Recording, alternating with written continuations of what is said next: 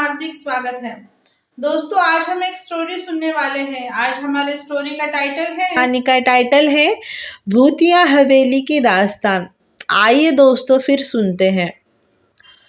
हरियाणा के एक छोटे से गांव में एक पुरानी हवेली खड़ी थी जो कई वर्षों से सुनसान और वीरान पड़ी थी।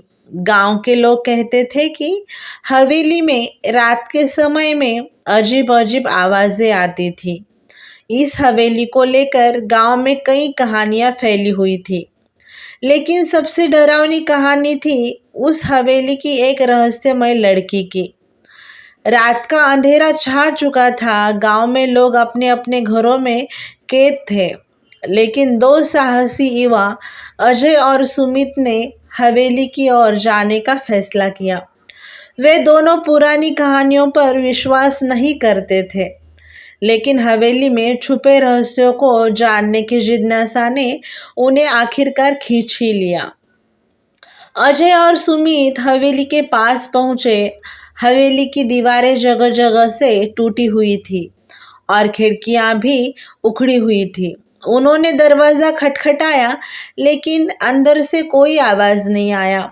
अजय ने कहा, चलो अंदर जाकर देखते हैं। वे दोनों धीरे धीरे हवेली के अंदर दाखिल हुए। अंधेरे में उन्हें सिर्फ अपनी टॉर्च की रोशनी दिख रही थी। हवेली के अंदर एक गहरा सन्नाटा था। अचानक एक ठंडी हवा की लहर चली और हवेली के दरवाजे खुद ब खुद बंद हो गए। अजय और सुमित चौंके और इधर उधर देखने लगे। जैसे जैसे वे हवेली के अंदर आगे बढ़ते गए, उन्हें पुरानी दीवारों पर उकेरे हुए अजीबोगरीब चित्र मिले। चित्रों में एक लड़की को दिखाया गया था जो हमेशा उदास और घबराई हुई नजर आ रही थी। अजय ने कहा, यह चित्र बहुत ही अजीब है। तभी एक कमरे से एक धीमी सी खड़खड़ाहट की आवाज आई। दोनों ने चुपके से उस कमरे की ओर बढ़ते हुए दरवाजा खोला। अंदर एक पुराना बिस्तर और कुछ टूटे फूटे फर्नीचर थे। कमरे के एक कोने में एक पुरानी संदूक पड़ी थी। अजय ने संदूक खोली और अंदर एक खंडीर डायरी मिली। सुमित ने डायरी को खोला और पढ़ने लगा। डायरी में एक लड़की की कहानी थी जो हवेली में एक प्रेत बाधित आत्मा बन गई थी। कहानी के मुताबिक उस लड़की का नाम राधा था और उसकी मौत हवेली के मालिक की क्रूरता की वजह से हुई थी। डायरी के अंतिम पृष्ठ पर लिखा था, जो भी इस डायरी को पढ़ेगा वह राधा की आत्मा का शिकार बनेगा। अजय और सुमित ने डरते हुए डायरी को बंद किया, लेकिन अब हवेली के अंदर अजीब अजीब तरीके की आवाज सुनाई देने लगी। अचानक उनके सामने एक काला साया प्रकट हुआ। वह साया धीरे धीरे एक लड़की की शक्ल ले रहा था। राधा की आत्मा थी वो। राधा की आत्मा की आंखों में गुस्सा और दर्द था। उसने चिल्लाकर कहा, तुमने मेरी कहानी तो जान ली है, अब तुमसे भी मेरी तरह बदला लिया जाएगा। अजय और सुमित की धड़कनें तेज हो गई। उन्होंने भागने की कोशिश की, लेकिन हवेली के दरवाजे फिर से बंद हो चुके थे। राधा की आत्मा ने उन्हें चारों ओर से घेर लिया।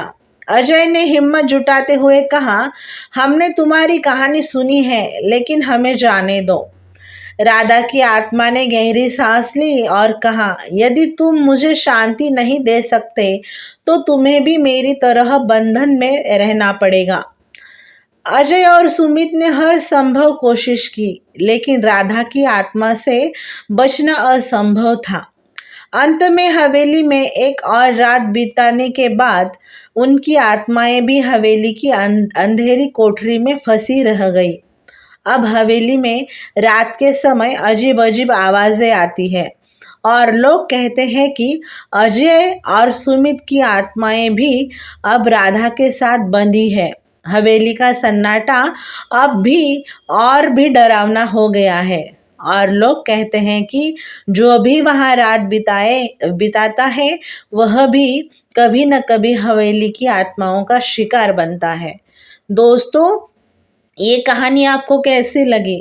आपको ये कहानी अच्छी लगी हो तो हमारे चैनल को आपने सब्सक्राइब नहीं किया हो तो हमारा चैनल सब्सक्राइब करें और ये कहानी अपने दोस्तों के साथ शेयर करना ना भूलें। कल मिलते हैं एक नई कहानी में, तब तक के लिए बाय दोस्तों, अपना ज़रूर ख्याल रखें।